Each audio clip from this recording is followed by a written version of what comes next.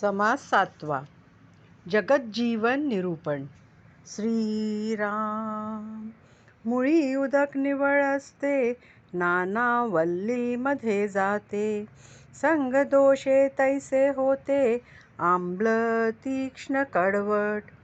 मुळात पाणी स्वच्छ असते, ते अनेक प्रकारच्या वेलीमध्ये शोषले जाते आणि मग संग दोषामुळे ते आंबट, तिखट किंवा कडवट होते.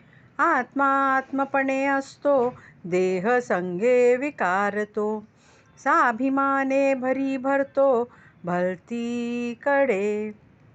आत्मा हा मुळात आत्मरूपानेच असतो. देहाच्या संगतीने त्याच्या ठिकाणी विकार उत्पन्न होतात आणि देहाचा अभिमान धरून भलत्याच भरीला पडून भलतीकडेच जातो. बरी संगती सापडली, जैसी उसास गोडी आली. विषवल्ली पावली, घातकी प्राणी.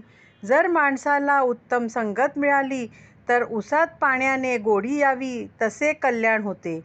पाण्याने विषवल्ली फोफावते, त्याप्रमाणे वाईट संगतीने माणसं घातकी बनतो.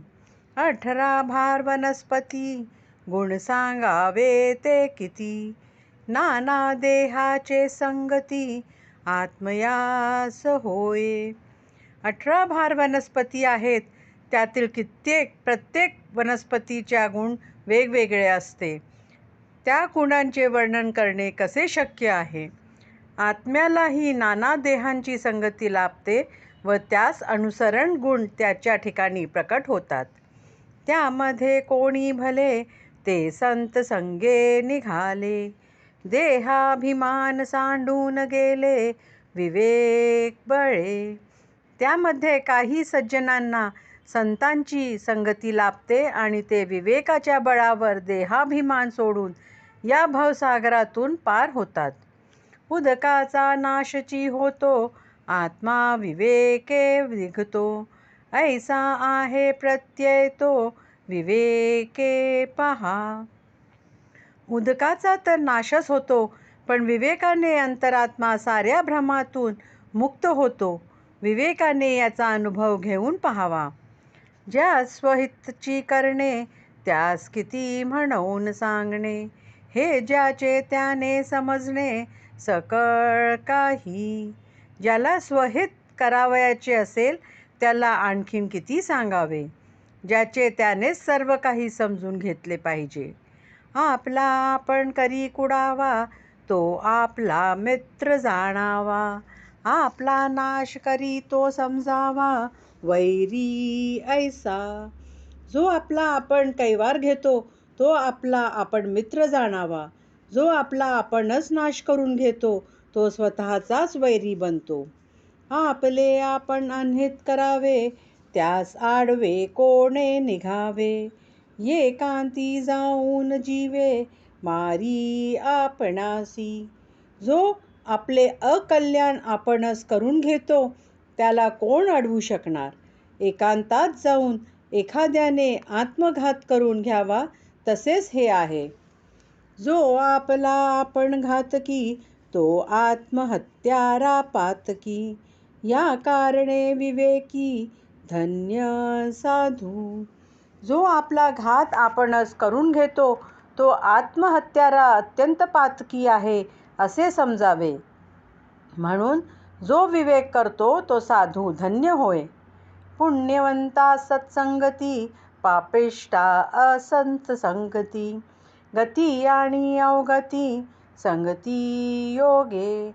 जो पुण्यवान असतो त्याला सत्संगती मिळते, तर अत्यंत पापी माणसाला दुर्जनांची संगत लाभते. जशी संगती लाभते त्याप्रमाणे सद्गती अथवा अधोगती प्राप्त होते.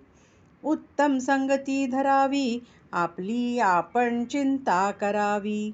अंतरी बरी विवरावी, बुद्धी जाण त्याची. उत्तम संगती धरावी आणि आपले स्वतःचे कल्याण कसे होईल याची चिंता करावी. जाणत्या माणसाचा सल्ला घेऊन त्यावर आपण आपल्या अंतर्यामी विचार करावा. इहलोक आणि परलोक, जाणता तो सुखदायक. नेणत्याकरिता अविवेक, प्राप्त होतो. जाणत्या माणसाच्या संगतीने इहलोक आणि परलोक दोन्ही सुखदायक ठरतात. अज्ञानी माणसाची संगत केली की अविवेक प्राप्त होतो. जाणता देवाचा अंश, नेणता म्हणजे तो राक्षस. यामध्ये जे विशेष, ते जाणून घ्यावे. जाणता हा देवाचा अंश असतो, तर नेणता म्हणजे राक्षसच समजावा. या दोघात कोण श्रेष्ठ कनिष्ठ ते जाणून घ्यावे. जाणता तो सकळा मान्य, नेणता होतो अमान्य. जेणे करिता होई जे धन्य, तेची घ्यावे. जाणता असतो तो सर्वांना मान्य असतो, नेणता असतो तो लोकांना अमान्य असतो. म्हणून ज्याच्या संगतीने धन्यता लाभत असेल तेच स्वीकारावे. साक्षपी शहाण्याची संगती, तेने साक्षपी शहाणे होती. आळशी मूर्खाची संगती, आळशी मूर्ख. उद्योगी प्रयत्नशील शहाण्या माणसाच्या संगतीने लोकही साक्षेपी शहाणे होतात, तर आळशी आणि मूर्खाची संगती केल्याने करणाराही आळशी आणि मूर्ख बनतो. उत्तम संगतीचे फळ सुख, अधम संगतीचे फळ दुःख. आनंद सांडूनिया शोक, कैसा घावा. उत्तम संगतीचे फळ सुख असते, अधम संगतीने दुःख प्राप्त होते. मग आनंद सोडून माणसाने शोक कशाला प्राप्त करून घ्यावा.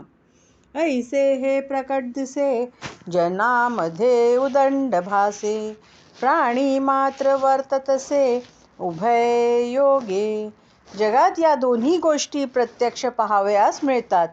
दोन्ही प्रकारची उदंड उदाहरणे आहेत, पण तरी प्राणी मात्र दोन्ही मार्गाचे अवलंबन करताना दिसतात. एका योगे सकळ योग, एका योगे सकळ वियोग.